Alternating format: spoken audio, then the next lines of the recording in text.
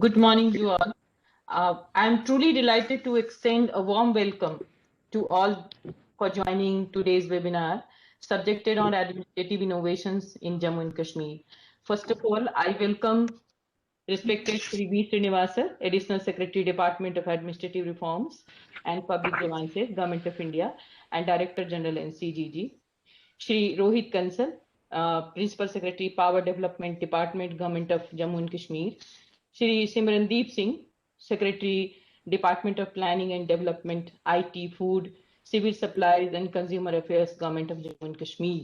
The lead speakers of Good Governance, webinar series of NCGG, all leading faculties of Public Administration, Political Science, Sociology, Indian Institute of Management, all district collectors from aspirational districts, senior officials of DAR&PG, my colleagues from NCGG, ladies and gentlemen. So today, this is a very auspicious webinar, and we have invited two lead speakers who have done commendable job in their respective field, especially in Jammu and Kashmir. So first of all, the two lead speaker. I would like to introduce them. First of all, Shri Rohit Kansal, sir, Principal Secretary of Power Development Department, Government of Jammu and Kashmir. Shri Rohit Kansal had joined the Indian Administrative Service in the year 1995, Jammu and Kashmir, Kajar. He is currently the Principal Secretary of Power Development Department, Government of Jammu and Kashmir. He has also held several positions as Commissioner in Public Work Department and Planning and Development. He is a management postgraduate from Indian Institute of Management, Kolkata. His publications are An Impossible Election, a case study in clean energy solar microgrids in the year 2018. The government of Jammu and Kashmir awarded him with meritorious public service. Welcome, sir. Basically, sir will speak on Back to Village scheme of Jammu and Kashmir. Then there is the another Sri lead speaker, Shri Simrandeep Singh, sir. As he is the Secretary of Department of Planning Development, IT, Food, Civil Supplies and Consumer Affairs, Government of Jammu and Kashmir. Shri Simrandeep Singh has joined the Indian Administrative Service in the year 2008, Jammu and Kashmir cadre. He is currently the Secretary of Department of Planning Development, IT, Food, Civil Supplies and Consumer Affairs, Government of Jammu and Kashmir. He has also held several positions as Collector and DM at Leh, Jammu and Doda. He was also the Chairman of Service Selection Board, Jammu. He attends BSc in Geology from Jammu University. So now we will invite our chairman of this webinar, Shri V. Srinivas. He is the Additional Secretary, DAR&PG, and Director General of NCGG. Basically, the concept is behind to organize this webinar is, I think, floated from our Director General. So welcome, sir. We would like to invite you to give the introductory remarks of this webinar. Welcome, sir. Thank you, Dr. Poonam. Let me extend a very warm and hearty welcome to our two lead speakers, Shri Rohit Kansalji, the Principal Secretary to the Government of Jammu Kashmir, and Shri Simrandeep Singh Ji, Secretary to the Government of Jammu Kashmir, to the National Center for Good Governance's Good Governance webinar series. Today's is titled Administrative Innovations in Jammu and Kashmir. This webinar is NCGG's first webinar as part of Bharat Ka Amrut Mahotsav, India at 75 celebrations to commemorate India's 75 years of independence over the next 12 months. It is NCGG's privilege that Shri Rohit Kansalji and Shri Simrandeep Singh Ji have accepted our invitation to address this event. Both Shri Kansalji and Shri Simrandeep Singh Ji have stood in the front line of duty in the service of the nation, conceptualizing and implementing innovative policies which have left a wide footprints at village, district and union territory levels in recent years. The NCGG and DAR&PG have had significant collaborations with the government of Jammu Kashmir following the abrogation of Article 370 in conducting a series of national conferences and capacity building workshops for which we received wholehearted support from the government of Jammu Kashmir. Let me acknowledge my distinguished senior colleague, Shri BVR Subramaniam, the Chief Secretary of Jammu Kashmir, for his support in making this webinar possible. Today's webinar will discuss two schemes, the Back to Village scheme and the JK iGram scheme. In fact, having interacted with both Shri Kansal and Shri Simrandeep Singh ji over the period of last 20 months, I was very impressed with the implementation modalities of both schemes. The Back to Village scheme is a people's program implemented in over 4,483 panchayat halkas of Jammu Kashmir. It was conceived with the notion that developmental initiatives are built on feedback and cooperation of the people and have great probability to succeed than those which are top down. In fact, the Back to Village scheme found mention in the Prime Minister's Man Ki Baat as a festival of development in public participation and public awareness. Today, I have requested Sri Kansalji to speak on the conceptualization and the implementation of a program that has been welcomed by the people of Jammu Kashmir. In fact, my mind goes back to when I participated in the first Prashasan Gaon Ki Aur, which was conceptualized by the then late Chief Minister of Rajasthan, Shri Bharat Singh Ji Shekhawat. The emphasis was largely on revenue administration and on developmental administration.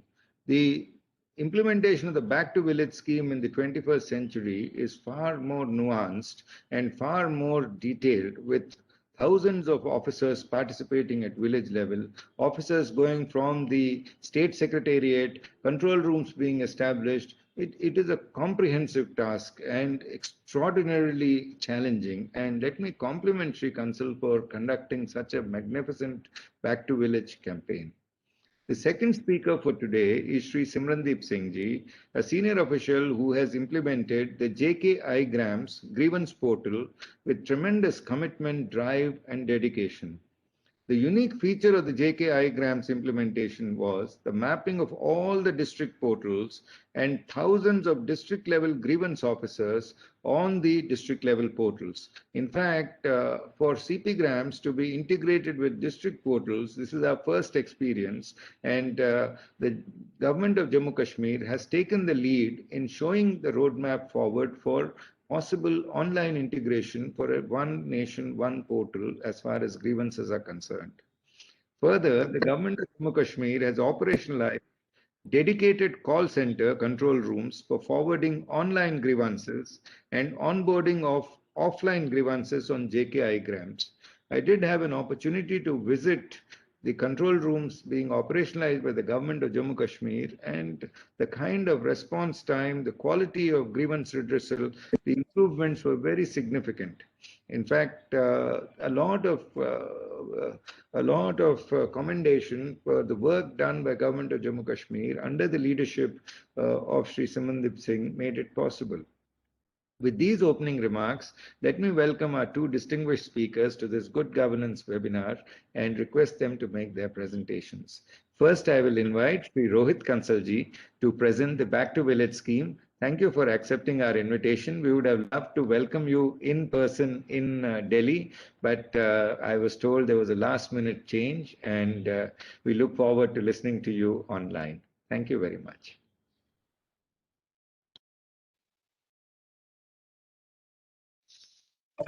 Thank you, sir. It's indeed a great honor and a privilege, not just for me personally, but for Jammu and Kashmir. And we must really thank you for choosing Jammu and Kashmir to be the first territory of the Union where administrative innovations, whose administrative innovations are being complemented, highlighted, discussed in this forum. And I personally thank DARPG and Mr. Srinivas. I also thank Dr. Poonam Singh, and I welcome seniors, colleagues, distinguished participants to this webinar, and who have taken time off to come and listen to us and provide us with valuable feedback. I must also at this point of time acknowledge the contribution of DAR&PG, one in guiding us, steering many of the initiatives, not just these initiatives, but also many other initiatives, and also importantly, encouraging us, facilitating us in highlighting these putting them together so that we are able to present them in a comprehensive form and present to our other colleagues and also seek feedback to them. I will also take this occasion to place on record my immense gratitude to our Chief Secretary, Mr. BVR Subramaniam, who has been a guiding light behind many of these schemes, and but for whose guidance and but for whose support, we may not have been able to carry out many of these activities. As you know, Jammu and Kashmir has been going through a very, what should I say, a very particular kind of situation where momentous changes are taking place, and the backdrop, the theme, the underlying focus behind all these changes has been a constant theme of development, faster, more inclusive growth, reaching out to the last person in the queue. So our theme songs in Jammu and Kashmir have been better governance, towards better governance, and new vision, new horizon. And as we have been saying all along, Jammu and Kashmir has now been marching to a new tune towards progress, prosperity, and peace. Now, this theme of progress, prosperity, and peace has had many components, and these components have been in diverse fields. They have been in the field of infrastructure development. They have been in the field of social inclusiveness, reaching out to the last person in the queue. They have also been in the field of empowering the youth through training, skill development, jobs. They have also been in the field of undoing many of the wrongs which have been happening here since the past 7 decades, and providing justice and fairness to all. But one theme which stands out amongst all these themes of progress and prosperity is something which is probably unique in the history of India, in our entire history.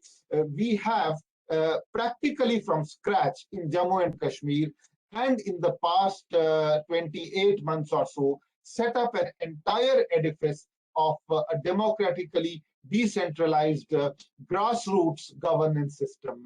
To be fair, we did have a grassroots governance system in Jammu and Kashmir, but it was patchy, it was half-hearted, it was sporadic, it was subject to a large number of vested interests.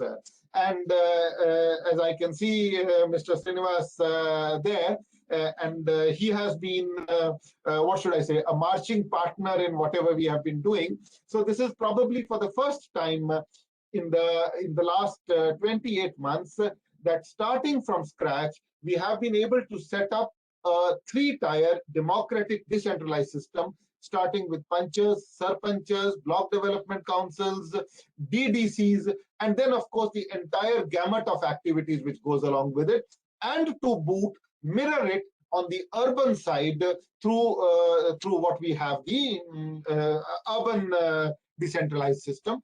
And I think it is in this overall matrix, it is in this overall context that we have to place this unique program that we started in Jammu and Kashmir, which is the Back to Village program. At this stage, I would also like to make a special mention of my colleague, Ms. Sheetal Nanda, who was till very recently the Secretary of the Rural Development Department, in fact, till about a week ago. And while I, as the Secretary of the Planning Department and the Secretary of the Information Department, led the Back to Village program, I think the Rural Development Department, as the nodal department under the leadership of Ms. Sheetal Nanda, not only provided the entire edifice of the decentralized governance system in Jammu and Kashmir, but also led the Back to Village initiative, which we will discuss in greater detail. And yes, I can see Sheetal there. I would also like to acknowledge the presence of my colleague, Deputy Commissioner Anantnag, Piyush Singla, who at that point of time was Deputy Commissioner in Udhampur, and one of the many Deputy Commissioners who played a stellar role in ensuring that whatever we conceived sitting in the Secretariat actually became a success when it went to the ground. And I'm sure other deputy commissioners, including Deputy Commissioner Udhampur and others, would have joined us from here. So I will now share a presentation with you, and we will go along with the presentation. And of course, I am free to answer any questions that we have. Is my presentation audible, sir, and everybody else? Is it visible? Not yet. Not yet. Is the presentation visible now, sir? No, not yet. It's not shared. Just give me a moment, sir. Just give me. You want to?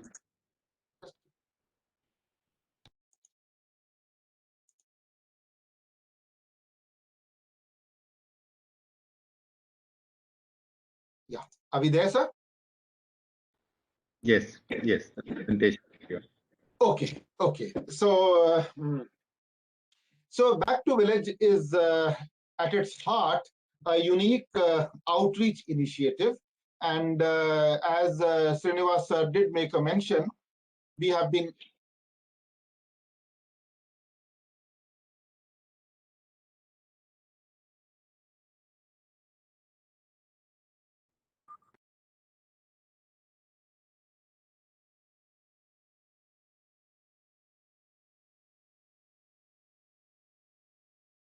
we were probably the only UT or state-led program that had the privilege of being mentioned in the Honorable Prime Minister's speech from the ramparts of the Red Fort.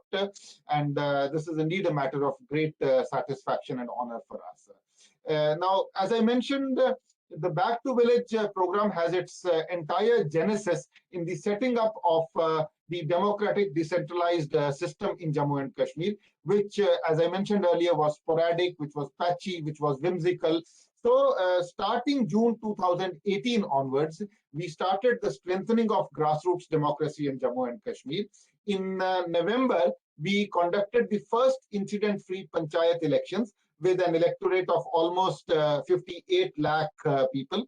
We succeeded in conducting a free, fair and peaceful panchayat elections, despite many Cassandras, despite many naysayers who said that elections would be full of violence, who said that elections could not be conducted in Jammu and Kashmir, who said that people could not participate. So there was a 74.1% comprehensive turnout. We managed to get 23,660 panchas elected, 3,650 sarpanchas elected, and we were able to lay, as it were, the first brick for grassroots democracy in Jammu and Kashmir. Parallelly with the setting up of panchayats, election of sarpanchas, we went ahead with genuine empowerment of panchayats. Earlier, even if panchayats were established, they had not been empowered, they did not have any funds, they did not have any powers, but we made sure, and I am talking of the period between June to December 2018, when we had, when Jammu and Kashmir was then a state of the union, and we had a state Panchayat Act. We altered the state Panchayat Act, introduced various schedules, 1A, 1B, 1C, 2A, 2B, 2C, and we ensured by law that funds, functions, and functionaries would all be transferred to the panchayats, and the panchayats would become genuinely empowered. They were given charge of monitoring implementation of subjects as per the 73rd Amendment, over 1,500 crores, $250 million transferred to the panchayats. Certain specific village level schemes, such as midday meal schemes, Anganwadi centers, and nutrition for Anganwadi centers, handed over to the panchayats, both for monitoring and supervision, and many other schemes handed over to the panchayats for supervision. We also, parallelly, in order to ensure that the panchas, sarpanchas, and the others got accepted in the system, we first got the block development councils, which is the second tier elections conducted in November 2019. And immediately after the conduct of the elections, we ensured that the BDC chairman had a formal position in the warrant of precedence, beginning with They're hoisting the national flag at Republic Day on Republic Day 2020 and involving a formal mechanism of interaction with the district administration. So it is in this context that we provided power to the people, one, through conduct of elections, two, through empowering the panchayats through funds, functions and functionaries, devolution of powers, and three, through provision of a formal power mechanism, a formal place in the administrative structure to our panchas, sarpanchas, etc., that we were able to lay down the first bricks, set up the first edifice of the Panchayati Raj system. And this is the context in which we conceived the Back to Village program. Now, what is the Back to Village program? At the heart of the program, the Back to Village is simply a public contact and public interaction program. In its simplest form, an officer is deputed to spend 2 days, including a night halt, and a panchayat is allotted to him. And during his stay in the panchayat, the officer interacts closely with the people. He listens to their grievances, attends meetings, and tries to be, those of you who have studied social anthropology would probably recollect the social anthropologist's tools of the trade, wherein he tried to stay with the people, eat the food they ate, try and learn the language they learned. So in a much more truncated form, we try to ensure that the officers become one with the people, try to spend at least some time with the people, mingle with them and understand them. So if I were to sort of tell you what we started off with when we first conceived the program, we looked at 4 or 5 basic objectives. One, we tried to look the village as an economic unit, study the economic activity, and this was in the context of a national clarion call at looking at what interventions were required in order to double farmers' income. So we tried to look at farming, farm-related activities, which could be leveraged to increase incomes. Then we looked at, as I mentioned earlier, the functioning of the newly established Panchayati Raj system, assess the functioning of the panchayats, whether the panchas and sarpanchas were in place, and lastly, we wanted to look at how the government was actually functioning on the ground. Sarkar gaon mein hai ke nahi. If I talk about pensions, is somebody really getting pensions? Is somebody not getting pensions? If I talk about PM Kisan, if I talk about DBT schemes, if I talk about other flagship programs, what is happening to these programs? Are these programs being implemented in the ground? Are there local power linkages which are preventing these programs from reaching the poorest in the village? So in a sense, it was an attempt to cut through the entire bureaucratic hierarchy, go straight to the source, and as I mentioned earlier, like a social anthropologist, hear from the people themselves what is happening at the ground level. And the overarching objective, other than the Panchayati Raj concept, was also to look at bottoms-up planning. Look at what are the what are the various planning parameters in the village, and I will come to them in a moment what I mean by them. And suffice it to say at this point of time that we looked at bottom-up planning. So this is what I have tried to sum up in the concept and the context. An incident-free panchayat elections, setting up of panchayats for the first time, a need to strengthen and facilitate panchayats, and as I have just mentioned, we were in governor's rule stroke president's rule at that time. So there were no ministers. The MLAs, if I recollect correctly, the assembly had been dissolved. So in a sense, there were no MLAs also. So the administration was doing both the executive part as well as the public representative part. So we felt there was a need to bridge this feedback gap, and there were no other elected representatives. And finally, to also give a message to the administration that the feedback from the people is what is going to count. So, what is so special about Back to Village, given that there have been so many initiatives in the past? First and foremost, the very fact that it was conducted in a place like Jammu and Kashmir, in a place like Jammu and Kashmir, where there were any number of people who were warning us that this could not be done. There were any number of people who were telling us that we have a hostile population, that officers will not be welcomed, officers will be taken hostage, lynched, killed, etc., etc. There were a whole number of things, reasons which people told us why this could not be done. But I think I must compliment our Chief Secretary, who took a decision, stood by it, and guided us and said कि हम ये करेंगे और हम इसको successfully करके दिखाएंगे. What else did we do?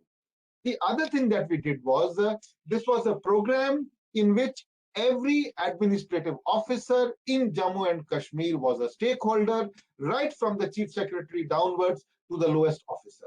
So every officer was given a panchayat to visit, and every panchayat was given an officer to visit. So we had the Chief Secretary spending his night in one of the panchayats of district Udhampur. We had the then governor visiting many panchayats. We had all the principal secretaries. We had all the financial commissioners. And we also had the first gazetted officers, who are the AEEs in the engineering departments, the planning officers, also visiting a panchayat, and a totally randomized basis of selection, which meant that a principal secretary officer could land up in Gurez, and a chief secretary level officer could land up in one of the most difficult parts, and a junior most officer could land up in Jammu. The second most significant significant aspect of the program was, we ensured that an officer spends a night in the panchayat. We did not want this to be a parachute village. So we ensured that an officer spends at least one night, if not more. So this automatically meant that every visiting officer landed at 10 or 11 o'clock in the morning and spent a night there and left only by evening the next day. The fact that the officer visited the place for 2 days and a night build a kind of bond which is difficult to efface. Third, the first two steps ensured that there was a close interaction. Once you are staying in a village which has just a basic infrastructure, so we had officers staying in schools, we had officers staying in panchayat ghars, and there was hardly an officer who got to the luxury of staying in a PWD guest house, and in many cases there were officers who were staying in even more basic locations. From the officer's point of view also, this was a unique exercise, because to get so up close and personal with people in the villages, to talk to them one-to-one, to look at the faces behind the files, was something that I think most officers found it as a unique and invigorating experience. And of course, participatory planning, which I will just mention in another moment. So we have already mentioned about this. And this is, of course, back to village 3, where the Lieutenant Governor himself is on a back to village visit and talking to the people. So it is in this context that we had the first back to village from June 20th to 27th, 2019. Now, you might be wondering, what is this June 20th to 27th? Why is it a 1 week period? Now, this was another innovation that we did. You see, if an officer is going to the village, spending a night there, you need a huge amount of logistic support to him. Given the fact that there are still around 10 to 15% of areas, where you might need to trek a bit, you need to climb a hill, you need to cross a river, you need to wade through a nala. So a huge amount of logistical support is required. There are snowbound areas. Horses were actually required to take people to some areas. Gurez was, just getting out of its snowbound at that point of time. Villages in Punch were experiencing shelling. There were certain areas about which we had intelligence reports about militant plannings. So a huge amount of logistics had to go into it. So we decided that the activity would be held over a 1 week period, and we gave the visiting officer the choice of what slot he would choose within the overall 1 week period. This ensured that we were able to spread our resources judiciously and every visiting officer was given the logistical support that he required. Now, what we did was, it's very easy for a program of this kind to sort of turn into a meet and greet program. I go, I meet, I deliver a public lecture, I have some khana, I come back. In order to ensure that this program does not become this kind of meet and greet program, what we did was we actually laid out a very detailed guidelines of what the program is supposed to do. And I have with me, I don't know if everybody can see it, this is one of the booklets that every officer was supposed to carry to the village. Now this booklet had besides of course the mission statement from the Chief Secretary, this had a set of instructions for the visiting officer, and this had a suggested activity schedule for the visiting officer. Now this activity schedule was laid out in as much of detail as it is possible. I will just read out for a moment. Arrival in the Gram Panchayat 10 a.m. Capture a picture and post it wherever there was web connectivity at 10 a.m. Interaction for an hour with the grassroots democratic members for 1 hour. Meeting of all the frontline government functionaries, ASHA workers, ANMs, VLWs, PDS storekeepers, public health representatives, doctors, electricity linemen, agriculture assistant, etc., etc. Meeting with social activists, NGOs, prominent citizens. Next set of activity, visit to all government buildings and government institutions. The officer was mandatorily required to visit the schools there, the primary health centers there, the banks there, then visit to ongoing government projects. If there are more than one villages in the panchayat, visit to the other villages. Inauguration of any works which had been completed. Visit of any public works, CSS schemes that are happening there. And in the evening, a fireside chat with public of the village, Panchayati Raj institutions of the village, frontline government functionaries, a kind of village chopal. Then on the next day, there was another set of activities. The mandatory activities was holding a meeting of the Gram Sabha and talking to them about government schemes, reading out the letter by Honorable Prime Minister to Sarpanchas, discussion on water conservation meetings, issues, enrollment of beneficiaries under PM Kisan, Shramdan in the village, etc., etc. And we had also mandated that in every panchayat, as many departments as possible should depute their frontline workers with a kind of interaction come information visit. So we had the animal husbandry department talking about artificial insemination. We had the social welfare department talking about all your welfare schemes. We had the agriculture department talking about panchayat schemes. We had the horticulture department talking about high density apple, etc., etc. So I just mentioned to you about the detailed preparedness that we carried out and the framework that we gave to the visiting officer. So in short, the visiting officer was given as detailed instructions as possible. And the purpose of all this micromanagement was to ensure, one, a uniformity in what we got back from the visit, and two, that the objectives that we had set for ourselves could actually be translated into what we got back from the field. So the rest of the pages of the booklet are actually a very detailed set of information in the form of a questionnaire, which the officer is required to fill in and bring back from the village.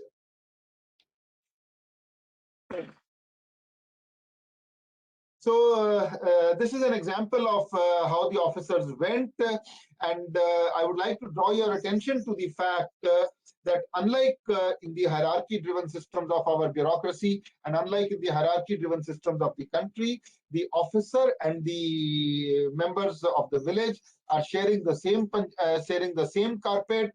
It's not as if somebody is sitting on a chair and somebody is talking down to the people of the village. So it's a very consultative, informal, discussant kind of atmosphere. So we have spoken about this, how how the officers carried out a set of activities. And I've also mentioned to you about how the detailed pro forma was provided to cover the basic profile of the panchayat, the status of the road, drinking water, water bodies, public transport, skill development, etc., etc. So I only like to add at this point of time that by the time, from the time we conceived the program to the time that the first program was actually held, from June 20th to 27th, it had actually become an entire election type exercise in terms of logistics, in terms of reach, in terms of involvement. So we had every deputy commissioner being the nodal officer, every deputy commissioner setting up a control room. If I mention to you that we have 4,483 panchayats, so straight away 4,483 officers are to be deployed, distributed among panchayats. Now the officers of a district were placed at the disposal of the deputy commissioner, and the deputy commissioner was supposed to further place them in the respective panchayats, draw out a transport plan, draw out a night stay plan, draw out a logistics plan, ensure that there are some places where you need to make arrangements for the people to stay.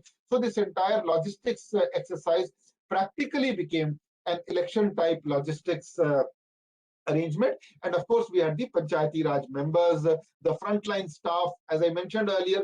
So all the ANMs, all the Anganwadi workers, all the ASHA workers.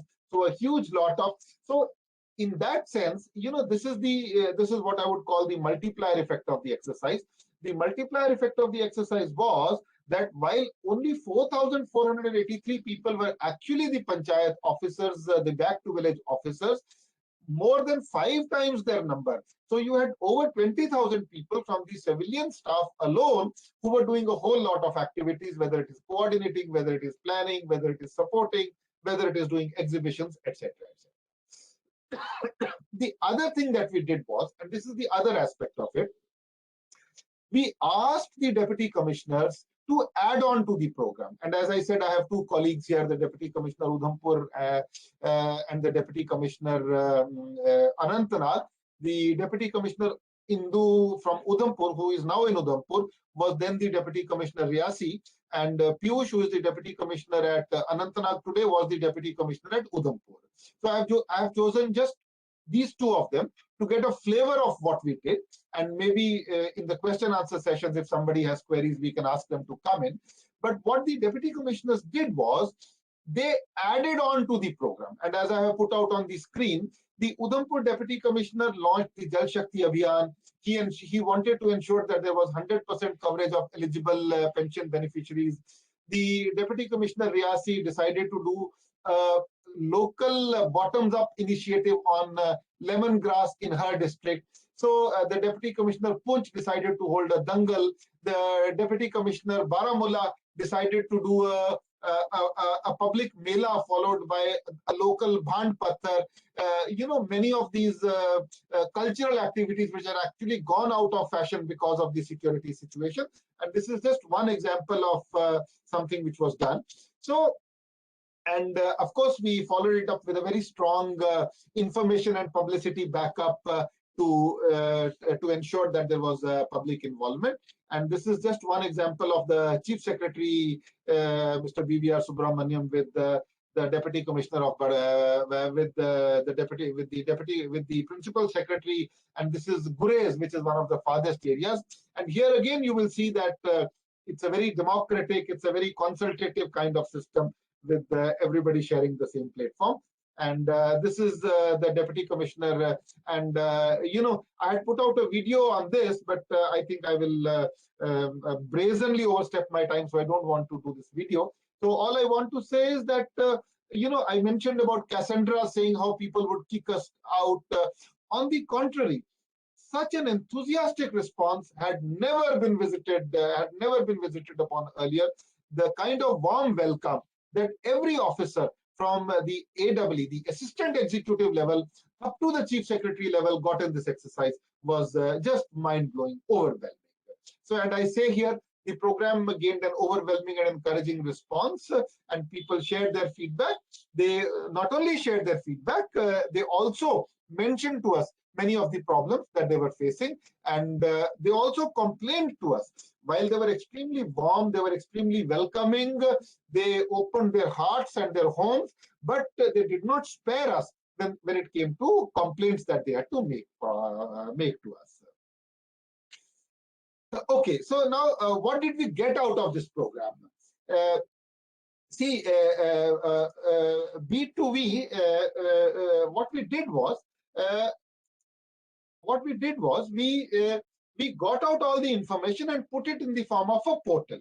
Now, what we got out of the portal at the end of the exercise was, if you see on the left side of the screen, I can practically search for anything. Say I search for education, and I want to say number of primary schools in the Gram Panchayat, number of middle schools in the Gram Panchayat, distance to the nearest primary school in kilometers, why do parents prefer primary school for children, and I generate a report. So I will be able to get a report which gives me the analytics that I want. So you can see the report coming out here, and panchayat wise I can say, for example, if you look at serial number 8, it says in Ajas B, people prefer the primary school because due to non-availability of government school in Panchayat B. And a very interesting comment in serial number 5, which says people prefer primary schools because of accountability. Now, from the bottoms up, a statement like this is an extremely powerful statement.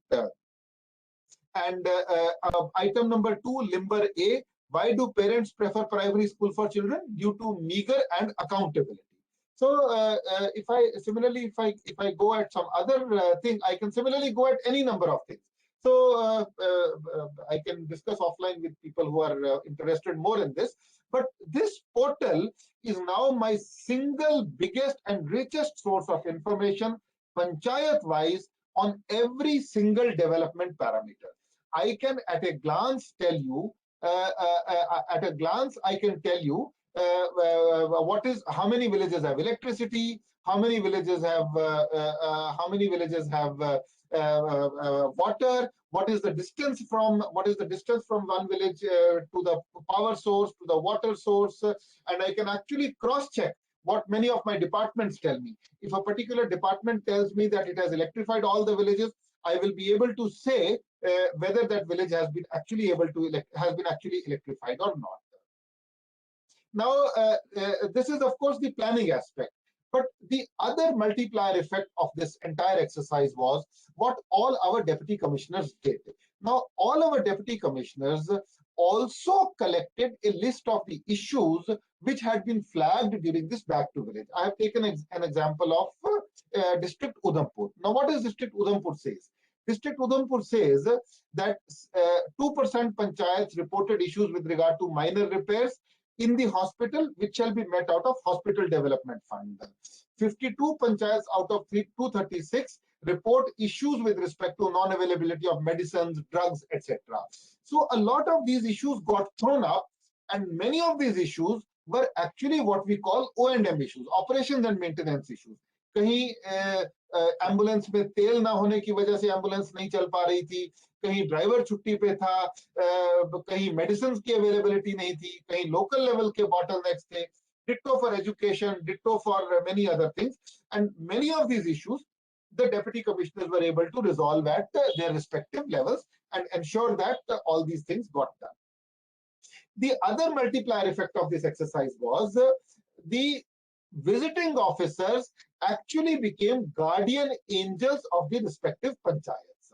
So panchayats which got relatively senior officers were lucky, because the sarpanchas started calling up these senior officers to resolve bottlenecks in the secretariat or in other places which were impeding flow of funds, non-availability of staff, non-release of central share, or even cases of corruption. I, as the Prabhari officer of panchayats, still keep on getting calls about land encroachment issues, overcharging issues, corruption issues. So this was the other multiplier effect of this exercise, and these are all examples of secretaries going there. Now, we have been talking about back to village 1. Now, back to village 1, so essentially did 3 things. One, it had a very, very, what should I say, cursory look at the functioning of the panchayats in the village. 2, it was essentially a meet and greet service where people went to the village, spoke to the villagers, but because there was no political system in place, so people were able to talk to the officers and while welcoming them, also mention their complaints. And 3, we got a real solid mass of data on the basis of which we could do our participatory planning. So B2V2 was a different context. Now B2V2 was actually held from 25th to 30th of November 2019. Now what was unique about B2V2 was on 4th of October, the Block Development Council elections had been held. So while B2V1 was held in the context of the first tier of Panchayati Raj, B2V2 was held in the second tier in the context of second tier of Panchayati Raj. So B2V2 had in that sense a sharper focus. While one focus was obviously to follow up on B2V1, because in B2V1 we had asked many other questions. What are the 5 main economic drivers of the village? What are the 5 chief problems of the village? What are the 5 basic issues in the village which you would like to be resolved? What are the 5 least responsive administrative departments of the village? So we wanted to see what has been achieved on that front. But we also wanted to have a much sharper focus on the panchayats now that they had been constituted with the second tier, and now that they had been in operation for over 6 to 8 months. The other 2 objectives were, we wanted to ensure feedback from the first back to village told us that there was a lot of work which needed to be done in saturation of individual beneficiary schemes.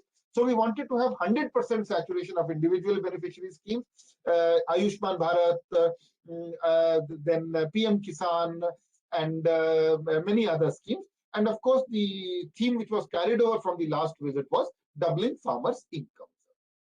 So this is what we wanted to do. So the other parameters of Back to Village 2 remained the same. So we had this time we had another booklet with another set of questions and another set of parameters and another portal on the lines of B2V1. This portal was on the lines of B2V1 where we actually tabulated all these responses. So now B2V2, and this is very interesting, and I am not ashamed to confess, B2V2 did not get the kind of warm response that B2V1 got. B2V1 got a very enthusiastic response. B2V2 was a bit of a letdown for us, and actually people were upset with many of us. Why were they upset? Because B2V1 had given them such high hopes that everything will be okay, hunky-dory by the time the next B2V comes. And obviously there was a huge gap between what was achieved and what was the expectation. So people still welcomed us. And I think I must say this with all warmth and all fairness. The generosity and warmth of the people of Jammu and Kashmir is enormous, And so they did welcome us. They did give us the same degree of grace and respect, but they also complained. So it was in this context that we planned the Back to Village 3. Now the Back to Village 3 was held from the 2nd to 12th of October 2020. And as I said earlier, there were learnings from B2V1 and B2V2. There was a need to build on and carry the flagging momentum of B2V. Demands of people needed to be accounted for, work-related demands, complaints and grievances, policy demands, long-term economic potential, and finally, a focus on action. Therefore, B2V3 was no longer to be a social anthropological program. B2V3 was to be an action anthropology program. And I still remember that one evening where me and Sheetal, who was then handling RDD, we sat for a number of hours together in my office and we thought of क्या किया जाए कि B2V3 जो है public welcome करे and public की problem solve हो. So this is what we came up. So I think the consensus in the room at that point of time was that B2V3 has to move away from surveys and move into action. And while participatory planning is good and will yield results in the long run, ultimately we have to look at what provides real action on the ground. So B2B3 was conceived with another unique idea. We decided that a 4-week Jan Abhiyan, people's movement, would actually precede B2B3. So B2B3 would be preceded by a people's movement Jan Abhiyan, which would focus on 3 pillars. The first pillar was to be Adhikar Abhiyan, which was to focus on service delivery. The second pillar was to be Unnat Gram Abhiyan, which was to focus on a developmental push at the grassroots level. And the third pillar was to be a Jan Sunwai Abhiyan, which was to focus on public grievances redressal. And this is how B2B3 and the Jan Abhiyan were born. So the first idea which was born out of this was the so-called Block Divas and Yome Block. Now, what is this? Again, a very simple idea which said that one day of the week, every Wednesday, at pre-designated block headquarters, all departmental functionaries would be available. And what would those departmental functionaries do? These departmental functionaries would ensure on the spot redressal of grievances that could be redressed. Issues which could not be redressed would be taken note of and brought back on the next week for redressal of grievances.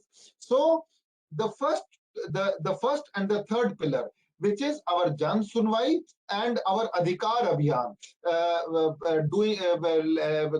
giving domicile certificates, scheduled caste certificates would be taken care of here, and complaints would also be listened to here. And this is, as I just mentioned, this is one of the examples of how we did it. So these are the 3 pillars. So our Adhikar Abhiyan is all about people's adhikars, certificates, individual beneficiary schemes, revenue issues. Our Unnat Gyan Abhiyan is about developmental works, and our Jan Sunwai Abhiyan is about issues of non-attendance of staff, teachers, corruptions, etc. So now,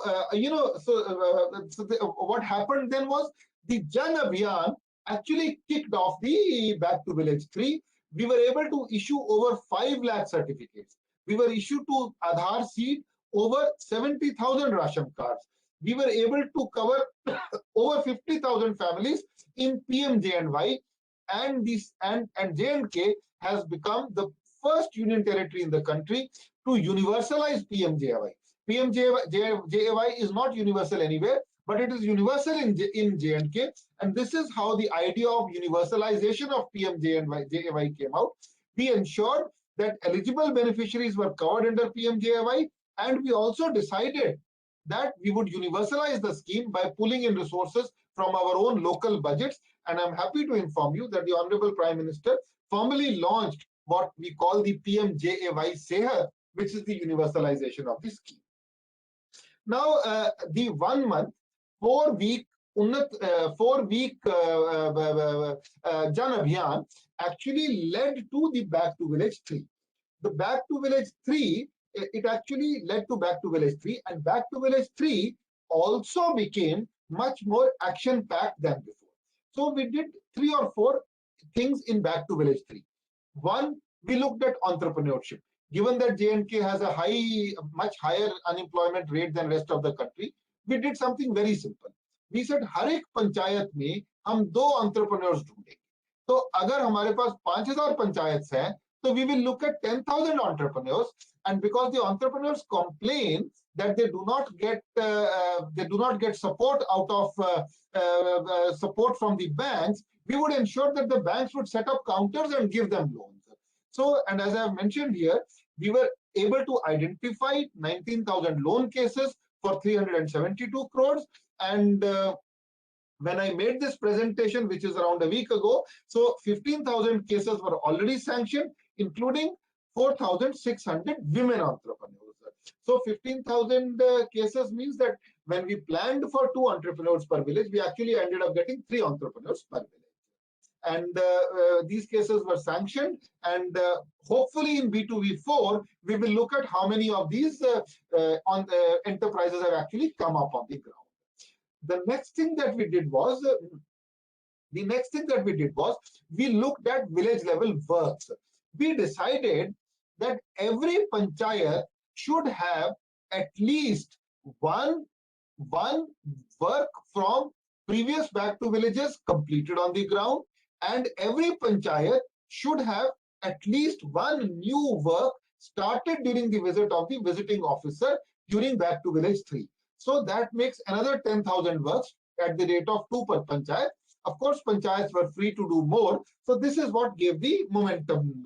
Then we added up a few more activities. For example, we said if there are vacant buildings which have been constructed at some point of time but not being used, these should be redistributed at the level of the district or the panchayat by the collector. Vacant building made for one department, where it is surplus, should be handed over to another department where it is deficit. Similarly, I mentioned about bank loans. We spoke about 100% saturation of beneficiary-oriented schemes. We decided that every village, not every village, every panchayat should have a reasonably big playground, and sports kits were distributed, and we ensured that at least one match, one dangal, one sports activity of some kind was conducted. So this had the multiplier effect of helping remove encroachments from a large number of villages. The other multiplier effect of senior officers coming to the villages is that even before you land up in the villages, the local officers there will ensure that all pending issues related to their respective areas are taken care of, so that they are not taken to task during the panchayat. So I have mentioned all this, and I have mentioned about block divas also. And I have also the other multiplier effect of this entire exercise, that it ensures that you would often hear complaints about patwaris not having visited the villages, electricity linemen not being available, fitters from PHE department not being available. This mega push ensured that each and every employee, from the lowest to the highest, was actually seen in the villages and also doing their duty. So, at the end of this, districts made their own portals. This is just an example of how one district, Pulwama, made its own back to village portal, and DCs got inspired. They started making their activities more and more transparent. They started putting out more and more information, and certain deputy commissioners, and I mentioned Pulwama because the Pulwama deputy commissioner did something which was again innovative. Every district gets what are called common land funds. When land gets acquired by the state, or anybody else, there are certain common funds for grazing lands or panchayats which come to the panchayat fund, and these are often not utilized or not utilized properly. So the deputy commissioner of Pulwama actually picked out a tranche of funds from this head and used it to supplement back to village works, and do a back to village, multiply the number of works which you would have otherwise done. So DCs put out all this information. For example, Deputy Commissioner of Pulwama's website tells us that they received 2,405 demands, 832 works are under implementation, 522 works are not found feasible, 226 works have been completed, 267 crores is the cost of work under implementation, 91 administrative issues resolved, 214 works will be taken up in the future, etc., etc. So, so similarly, Shopian went one step further. Shopian's website put out all the information on the web so that public were actually able to see what work was being carried out in their respective panchayats. Now, this is a snapshot of what we were able to do, and for want of time, I will just run through it. So we were able to actually complete 4,097 works costing 81 crore rupees, and 1,405 works costing 50 crore rupees are under execution or were under execution at that point of time. So, but these are only works which got done out of funds which were specifically got released for back to village. As I said, deputy commissioners innovated, they added out, they sought out different sources of revenue. Each deputy commissioner was able to do works on their own. And if you look at departments, I will just draw your attention to one department. In the power department, out of 4,097 works, there were 739 works in the power department and 400 works in progress, so 1,100 works. So 25% works were only in the power department and costing around 40 crores. But what were these works? All these works were very simple LT works, including replacement of transformers. So in that sense, a huge additional set of infrastructure for the power sector got created. And similarly, if you look at Jal Shakti, you will again see that a lot of works got done in power and education. And this is another example of a deputy commissioner taking money from different sources and doing works. So, so to sort of sum it up, it has been an exciting journey.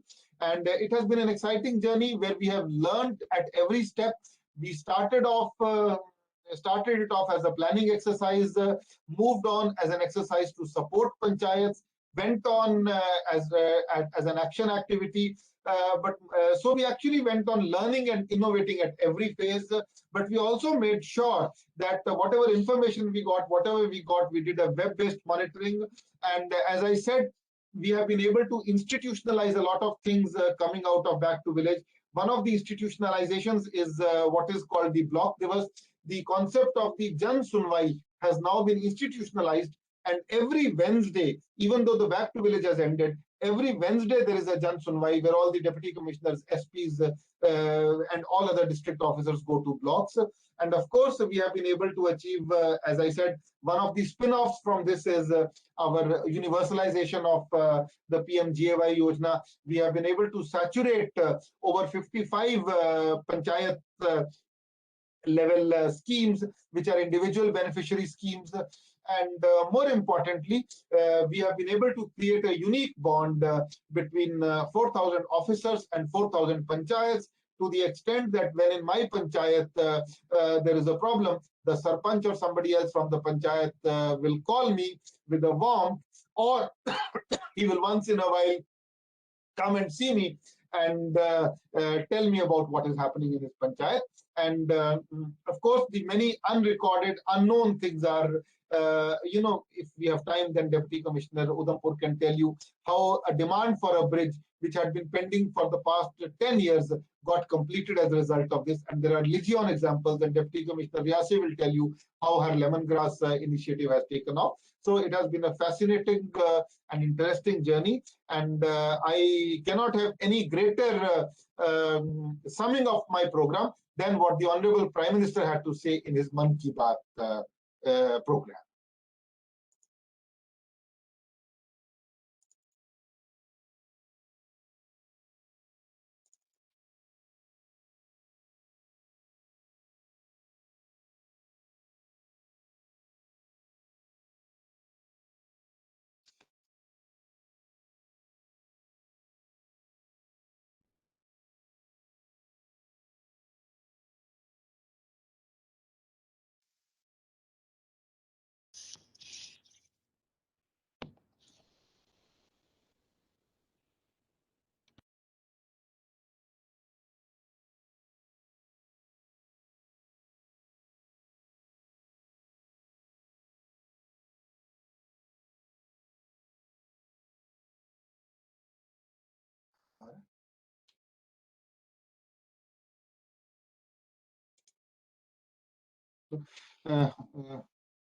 This is Murphy's Law. So, but I'll make an attempt. Yeah.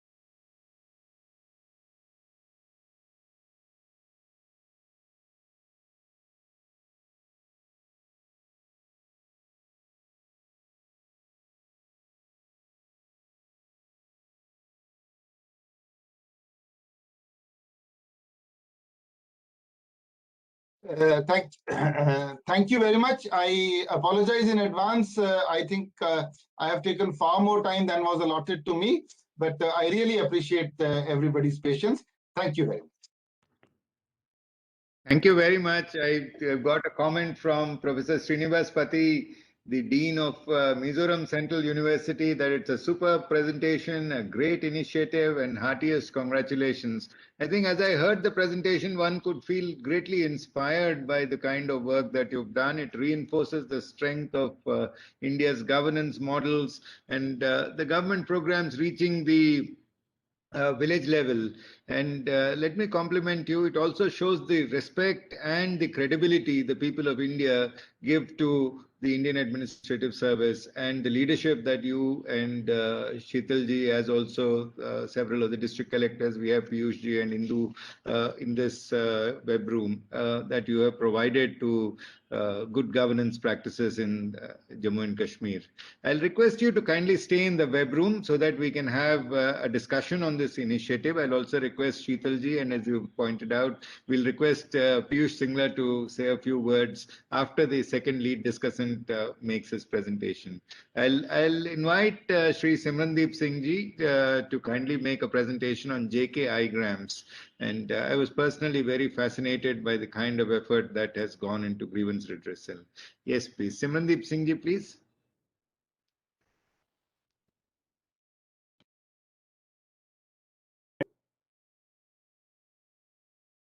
Yes, we can hear you. We can hear you. Please continue. I will share the presentation, sir.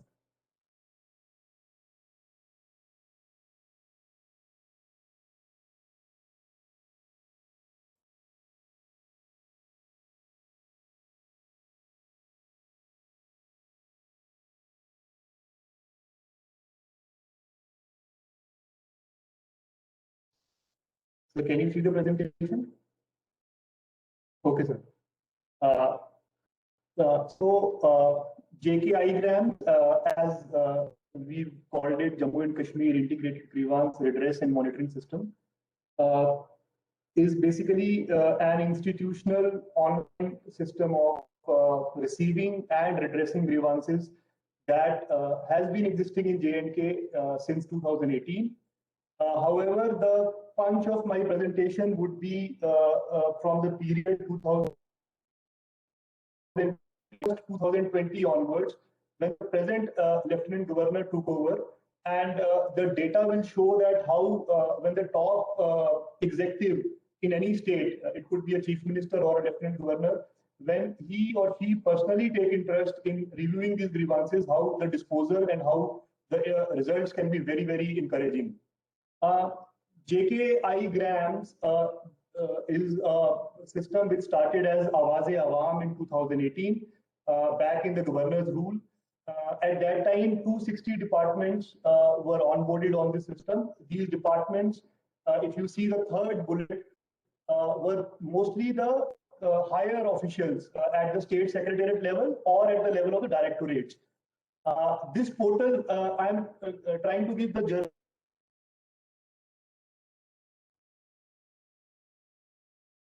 sometime around the time when Rohit Kansal sir was also seeing the institutional grievance system in J&K, it got integrated with the CP grams portal of the Government of India somewhere around December 2000.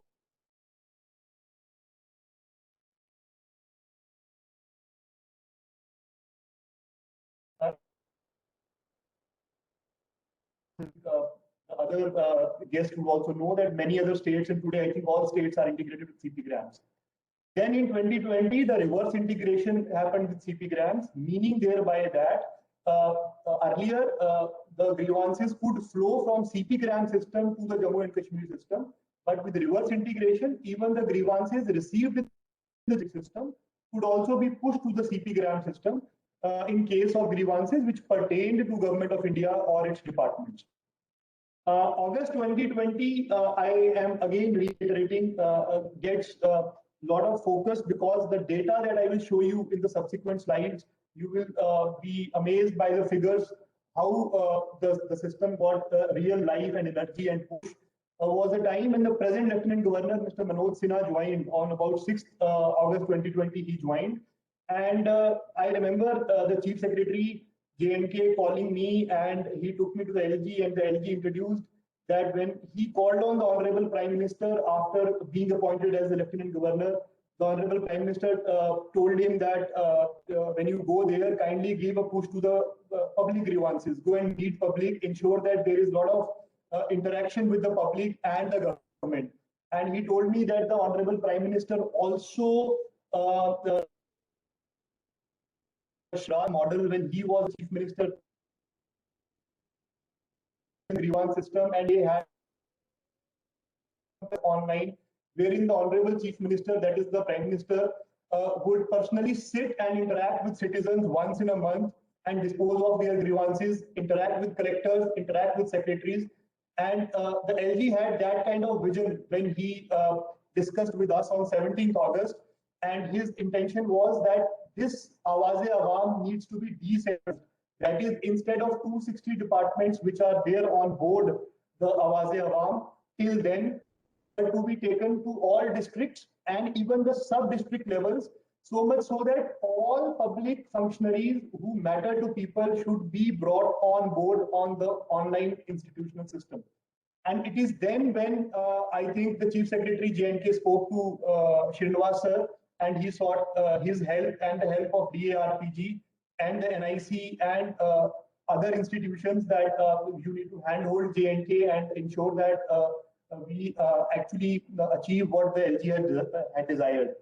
And the third bullet shows that as on today, we have 1900 subordinate offices mapped on the JK-igram system. It is in September that we could map all 20 districts and bring 1700 plus. The 1900 figure is as on March, but it was 1700 that time in September 2020. All districts with all subordinate offices to the level of a Tehsildar, a block development officer, and assistant engineer were brought on the system. They were trained, username, login credentials were shared with them, and the flow of grievances started moving from the JK-igrams to the districts and further downwards. And the fourth point that I have highlighted, and I have made it in the bullet, is because this also led to the first ever district and CP-grams integration in the country. And I think till date, as I speak, J&K is the only state/UT wherein all districts are linked with the national CP-grams portal, and meaning thereby that any grievance which is lodged in the CP-grams can flow to a Tehsildar via JK-igram system, via the district collector on the online system. So that was a huge achievement. Then we also set up a call center with JK-igrams. The LG had a desire that all citizens are not internet savvy and they cannot log in into the system and actually lodge a grievance. So you need to have mobile numbers which are toll free, wherein citizens can call and your call executives will punch those grievances directly into the system so that these citizens can also lodge their grievances. This is just data that I am trying to show. I will run through very fast on this data. This is the data of the departments which were there on the Awaz-e-Awam portal, the 260 departments which were there prior to JK-igram. So it shows that the revenue department has the highest load of the grievances, and it goes on to decrease as we move up to the forest department. This slide shows the statistics of the districts. This is after the birth of JK-igrams in September 2020, when districts became the focal point of receiving the grievances. So this slide shows that at least about 10,000 plus grievances are there today on the JK-igrams district portals, which became possible after August 2020. These are a few features of the online system, which I'm sure are there in all online grievance portals in the country. It is available 24/7 because it is online. It is OTP based. It is based on OTP based authentication. Then the citizen gets acknowledgement at each stage of his movement of his grievance. There is feedback mechanism wherein citizen can give his feedback also. And then there are call centers, as I mentioned before also. So this is the structure of the monitoring dashboard. Monitoring happens at 4 levels. at the level of LG, at the level of CS, the secretaries, and the deputy commissioners. This is what the LG brought with him, this new idea called Mulakat. This Mulakat initiative is akin to the Swagat initiative of the Gujarat government, wherein the LG personally interacts with randomly selected citizens who have registered their grievances on the portal, and for whatever reasons their grievances remain undisposed for more than 25 days or 30 days. There is a system, institutional system, which picks up the grievances, and then they interact with LG. On that particular day in a month, all secretaries, all deputy commissioners, all district SPs, they are on video conference or in person present before the LG, and citizens interact with the LG. Now these slides and the subsequent slides will show you the impact of the JKI grams. If you see 2018, we had 21,000 grievances which were received on the Awaz-e-Awam portal, and similar was the number in 2019.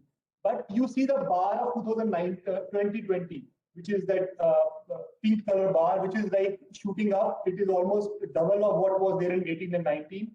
And if you see the last bar, which shows the last 5 months, which is actually the time when JKI grams was launched in September, the entire structure and the flow of grievances and the dynamics changed post JKI grams, post Mulakat, because the highest executive in the state or UT, that is the LG, personally got involved in reviewing the grievances. Now this is a staggered kind of a display of the entire 2020. If you see 2020 till August 2020, you see the bars are below the 4,000 bench, which is pretty stable. But you see September onwards, each month is breaking the record of the previous month.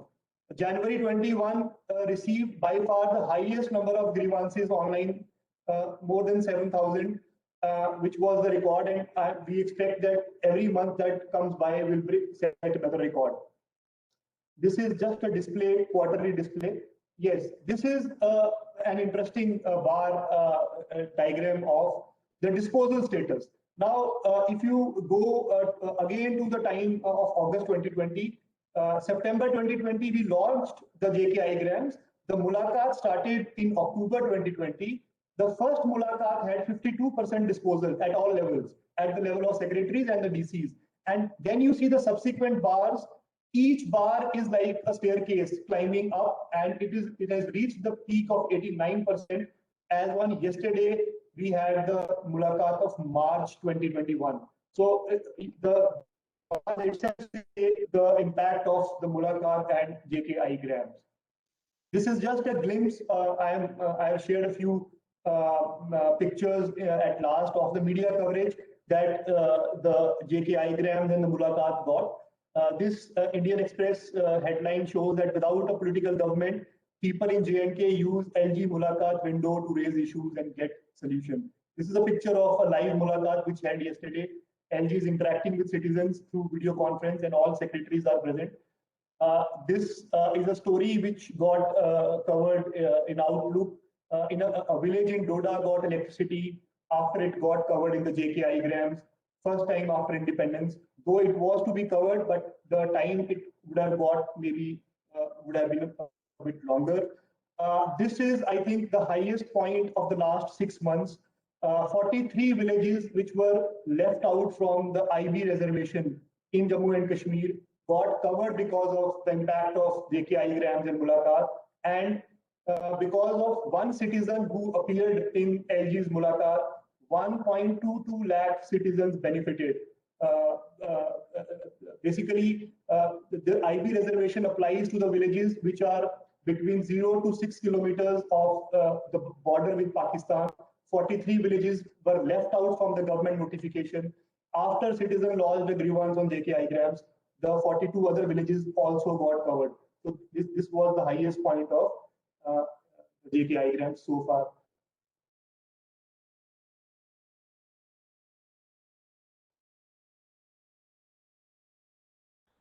Very much. We now open the floor for discussion. Participants have any questions, place in the chat box. Let me start with Shri Rohit Kansal ji and Srimati Sheetal Nanda ji. Can you, and of course, we have Piyush also joining this. What is your most happy memory in the B2B program? You visited so many villages and interacted with thousands of people, logged in a huge number of road miles as part of this campaign. What is your most happy memory as you implemented this campaign? And I'll pose the same question to Sheetal ji also and to Rohit ji. Can you please tell me? My happiest memory is the grand and enthusiastic welcome that every visiting officer got in back to village 1, more so when everybody had told us it could not be done. There were a lot of people talking about security situation. There were a lot of people talking about, but it was almost as if there was a cathartic outpouring of sentiments among people, and people were hugging officers. People were sort of, indescribable, difficult to explain, and the enthusiasm among the visiting officers and the people being visited, I think they were outdoing each other. The people who were going to the field were, if they were enthusiastic, the people who were being visited were more enthusiastic. So sometimes it became difficult to say who was more enthusiastic. I don't know. I can see Sheetal there. If Sheetal would have something to add to this, or maybe have a different point of view. Sheetal Nanda is a very highly accomplished officer from J&K cadre, and we heard her passion when she presented to the Empowered Committee and one of the jury committees that I had chaired on Panchayat Raj elections. So how do you see this experience, Sheetal ji, after the Panchayat elections and implementing so many schemes in the field, 55 schemes being implemented, so many new ideas coming in? How was your experience of implementing B2B? I would absolutely agree. Thank you so much for the wonderful words that you said about me, sir. But I would absolutely agree with Rohit, sir, that the enthusiasm and the love and affection with which people welcomed us. I had gone to a village in Gandarbal in Kashmir, and ladies, children, they were giving me toffees, and they were putting all the garlands on me, and they were like, "Please, you're most welcome." And that was an experience in itself. But then, yes, I must add that when I went there the second time, because we were supposed to go to the same village again, to the same panchayat again. So when I went there the second time, and when people came up with the same enthusiasm, and they would say, "Ma'am, we have benefited from your visit. We could get this. We could get this. This is what we had. This has, because of you, this good thing has happened in our village." So that was even more satisfying, I must say. And they were so enthusiastic that I'm going to go there the third time around. But somehow that year my order was changed, and they were very disappointed that we're not coming here. So yes, these are very memorable moments that we would always cherish. Yes, indeed. Yes, indeed. Every time you go to a village, you find some personal attachment. It's like your own going back to family and interacting. We have still get phone calls. Sorry, sir. We do still get phone calls from them. Ma'am, ये काम रहता है, ये please करा दीजिए. So it is like a lifelong association now. Yes, indeed. We have Piyush Singhlaji also here, and he was an awardee in his last district for the National E-Governance Awards. I recall hearing him in Bombay also. Piyush ji, please tell me something about how the district control rooms operated and how so much data that Kansal ji has shown. It's not easy to compile so much data with thousands of officers feeding in. How was so much data processed and then put into coherent and intelligible form? Very good afternoon, sir. I think, sir, it was a monumental task which was given to deputy commissioners. The biggest satisfaction was that hitherto we were hearing that a lot of emphasis on the ground was on the quantity, but this was first of the kind program which was emphasizing on the quality of the public service delivery. And with a lot of ground churning in every panchayat, there was a celebrations all around. The onus on the officers was much higher. I think, sir, with the kind of meticulous directives from the top, the very schematic layout, we could handle the 3 B2Vs in a very professional way, sir. But yes, district exercise was quite challenging, sir, as you rightly said, because the data which was coming out of the whole exercise was huge. A district committee was formulated because once the scheme was rolled out, a lot of expectations were there that the tasks which have been सब लोग यही कह रहे थे कि अब हमने booklet में लिखवा दिया है, it is going to happen soon. So that level of expectation has to be matched with the public service delivery, sir. In Udhampur, if I talk about, sir, the data which was shown in this slide, a district level committee was formulated who used to sit as all senior level officers, intersectoral officers. They used to scrutinize every booklet, and they were divided into 3 different measures: short-term, medium-term, and long-term perspectives. There were many soft issues which we could collect, which could be settled in short-term and medium-term measures. And for long-term measures, special funding was required, which was budgeted in the respective schemes. So yes, sir, it was personally speaking, a lot of satisfaction. Back to Village 3 was a totally different note. With the increasing level of empowerment of panchayats, the responsiveness of the public service delivery has increased, sir, with special emphasis on the quality. And thank you so much, sir. Thank you. I'll also request Indu Kamal Chib, another distinguished officer from J&K cadre, to share her experience briefly, please. Induji, if you're in the web room, can you participate in the discussion?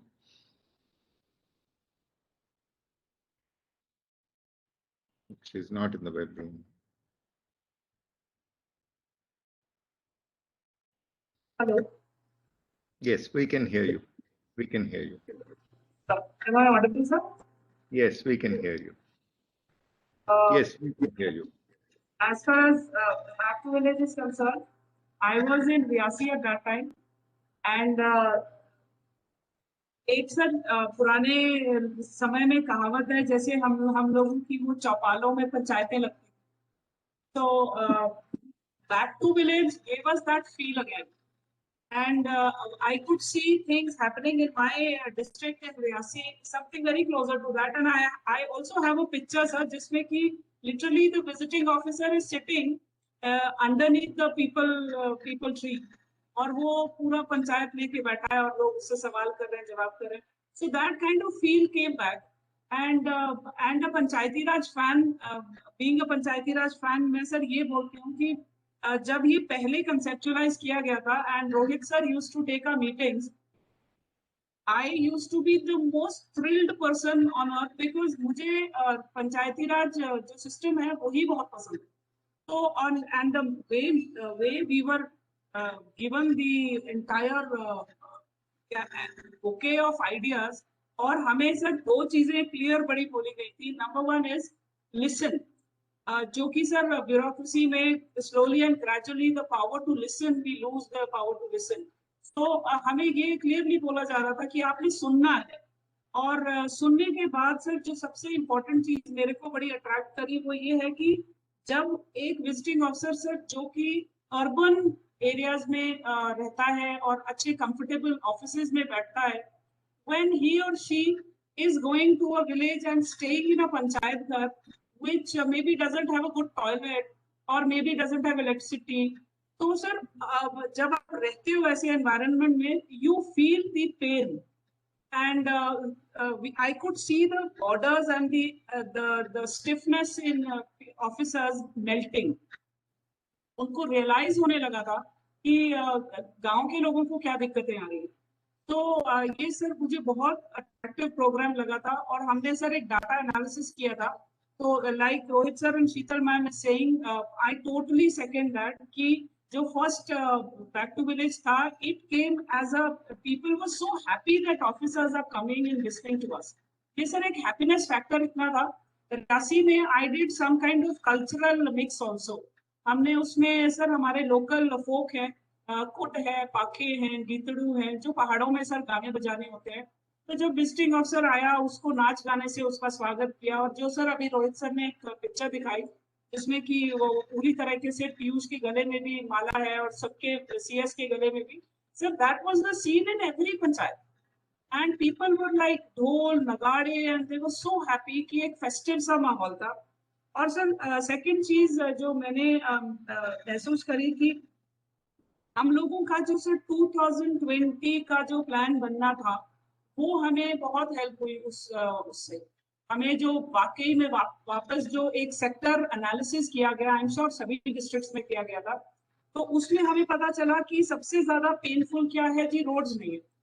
तो sir एक ना pie chart सा हम बनाने लगे और हमें realise होने लगा कि ये सब चीजें बहुत इंपॉर्टेंट है. And I would like to add that what we did more was enhancing the farmers' economy. Essential oils पे मेरे डिस्ट्रिक्ट में काफी काम किया और उसको हमने एज अ रिटर्न गिफ्ट सबको दिया. तो ये सब चीज अपने आप में एक बहुत अकम्पलिशिंग थी कि किसानों का ही सामान तैयार किया हुआ हम ऑफिसर्स को वापस दे रहे हैं. And individual beneficial schemes. Because the honorable LG, all the LGs were stressing on कि scholarships जो नहीं मिलती बच्चों को, या कोई और ऐसी मैरिज असिस्टेंस स्कीम हो गई, कोई डिसेबल उसकी स्कीम हो गई. So all these individual beneficiary schemes took a very upfront, we could see that people were getting benefited. और हमने रियासी में तहसीलदार को sir, instead of people coming to these doors, tehsildar came out. नायब तहसीलदार went to the village higher secondary school में sir वो बच्चों के test को जोड़ के एक कैंप लगाया गया और उन कैंप्स में लोगों को स्कॉलरशिप्स और बाकी इंडिविजुअल असिस्टेंस स्कीम्स मिले. So to sum it up, it is very difficult to sum it up. It was one in my 20 years of service, sir, I can say very confidently, one of the very highlight जो मैं आने वाले young officers को समझा सकती हूँ how to get connected to the field. Thank you, sir. Thank you very much, Induji. It's actually very inspiring to hear success stories. And I think let me call Simranji also. JKI grams represents a massive success story.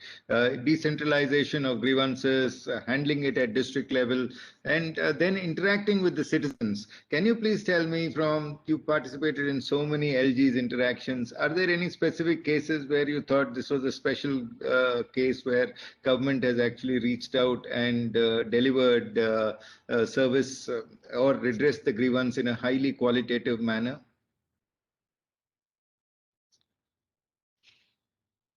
Sir, so far we have had 6 mulaqats, and I tell you that the observation that I have had, and the LG was also mentioning this yesterday before the mulaqat, that during the first mulaqat, sir, we had hundreds of cases which were deserving of coming to mulaqat and which were deserving of being put up before the LG. As we have reached to the 6th mulaqat, we do not find very many cases which can be actually brought before the LG, because the disposal at the officers level has improved significantly, and those things which earlier were coming up for LG's disposal are being handled by the departments. If you see the disposal status also, sir, it has jumped from 50% to 90% now. So clearly we are getting only 10 cases from to choose from, and now they have to be also good in quality, because there are several cases where people have their personal or vested interests which are also put in the JKI grams, which cannot be brought before the LG mulaqat. The high points that you mentioned, sir, the good things which I have seen personally are that the police in Jammu and Kashmir has so far remained only confined to fighting insurgency or dealing with law and orders, and generally people do not benchmark the police on the basis of their public dealing. So in the JKI grams, we are getting many cases which have been pushed to the police officers, which are of very normal public delivery oriented issues, and they are also now beginning to come to JKI grams, and they are coming to the LG. And for the first time, at least I am seeing police officers being held accountable on issues like, you know, corruption, bribery, non-delivery of service. So that also is very important to shift their gears, because they otherwise were kind of, I would not use the word unaccountable, but they were otherwise getting covered in the garb of insurgency and law and order, and actually not were actually not answerable on these fronts. Some examples I have mentioned, sir, that 43 villages getting covered, I think is the highest point. One citizen came fighting for his own village, that my village should be covered.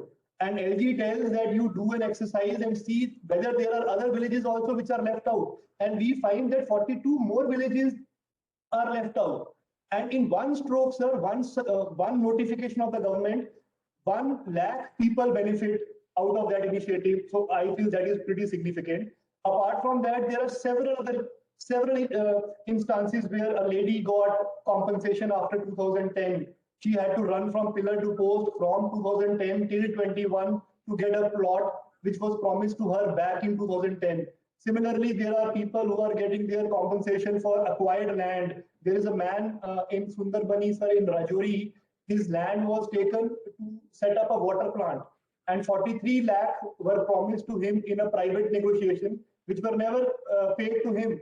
He got his payment just a month back after 10 years. So there are so many such cases. If I start narrating, I mean, the time will fall short. That's about it, sir.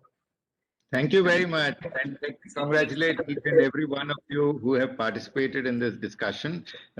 You've made our Bharat Ka Amrut Mahotsav launch in our department and in the NCGG very special. I'll invite Professor Poonam Singh ji to kindly give the vote of thanks, please. Professor Poonam. Yes, sir. Thank you so much, sir. Thank you so much. I feel very honored to propose vote of thanks today.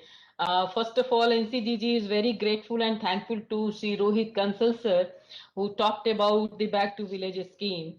And it was also an example that how to connect and serve the poor people if you have an opportunity to work as an administrator, because during that time you have the power to connect the people and do something for, I think. And it's Back to Village is such an ambitious and extensive program of reaching out to the people at the grassroots level to create in the rural masses an earnest desire for decent standard of living. So it's basically, it was mentioned in his slides that the governance at the doorstep and Sarkar gaon mein hai ki nahi hai, and the participatory planning. So thank you so much, Kansal sir.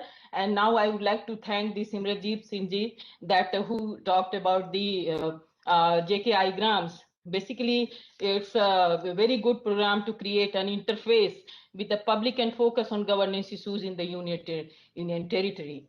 Now, I would like to thank my Director General. NCGG is very grateful to our Director General, Shri Srinivas, sir, who has given immense support to uplift and fulfill the objective of the NCGG to be an apex think tank of the country. During the pandemic, he has conceptualized to organize a series of webinars on major issues of governance at national and international level, and also suggesting the topics to organize these types of webinar series. So I would like to inform you that we have connected more than 35 countries to share the best practices adopted during the COVID-19 pandemic. For your immense support, thank you so much, sir. Thank you so much. NCGG is also very thankful to all the senior administrators, eminent academicians, senior officials from DAR&PG, and my colleague from NCGG. Thank you so much for joining this auspicious event, and have a good day. Thank you so much. Thank you very much. We conclude this session here. Thank you very much. Thank you very much, sir. Have a nice day. Thank you very much. Thank you all.